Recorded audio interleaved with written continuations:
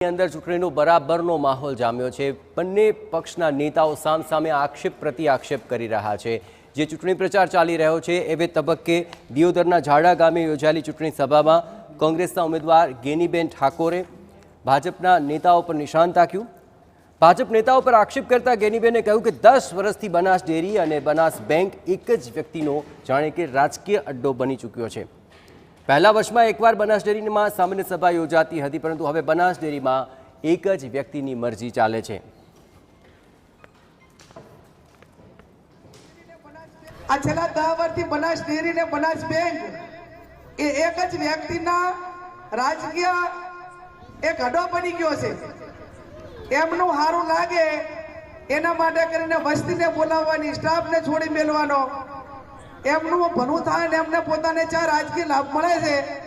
કોઈકને વસ્તી બતાવવાની હોય, પહેલા તો પ્રતિભાઈના બધા ચેરમેનો હતા। વરમાં એક વખત ડેરીની મીટિંગ થતી, સાધારણ સભા, એક વખત ડેરીની થાય ને એક વખત બેંકની થાય। આ વરમાં એક મીટિંગ થતી। હવે તો ડેરીનો સિસ્ટમ એવો થઈ ગયો છે કે ભાજપનો જેટલો નેતા આવે, અમારા ગામની અંદર ડેરી અમારા કુટુંબ જ છે, એટલે અમારે એ 15 જણા કમિટમેન્ટ કરેલા છે કે તમારે જ્યારે બોલાવે ત્યારે જવાનું। તો બીજી તરફ કોંગ્રેસના પૂર્વ ધારાસભ્ય શિવાભાઈ ભુરિયાએ ભાજપના ઉમેદવાર રેખાબેન ચૌધરી પર પ્રહાર કર્યા। ભાજપના ઉમેદવાર પર કટાક્ષ કરતા શિવા ભુરિયાએ કહ્યું કે ભાજપે પ્રોફેસરને ટિકિટ આપી છે, રાજનીતિ તેમનું કામ નથી। રેખાબેન ભાષણ આપે ત્યારે એવું લાગે કે જાણે તેઓ શાળામાં વિદ્યાર્થીઓને ભણાવતા હોય। રેખાબેન મારે માર્કેટનું ઉદ્ઘાટન હતું, એટલે પોતે ભાષણ કરવા ઉભા છે, એટલે પોતે પોતાની ભાષામાં ભાષણ કર્યું। એટલે મારે બે દિને પૂછ્યું, મને કે રેખાબેન કે છોકરો ભણાવે એમ કે બોલે છે।